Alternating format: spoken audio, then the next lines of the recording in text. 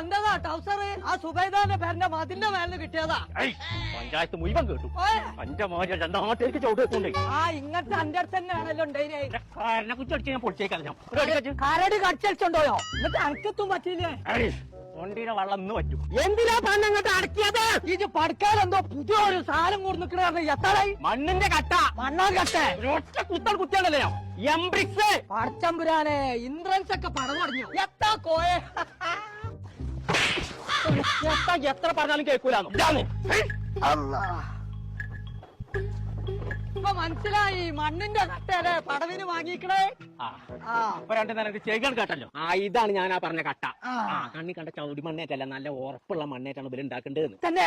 എന്നാ നല്ല തണുപ്പുണ്ടാവല്ലോ. അപ്പൊ അതന്നെ ഞാനോട് ഈ പറയണ്ടേ. അല്ല തവളെ അപ്പൊ ഇതൊക്കെ എവിടുന്ന വാങ്ങിയായി?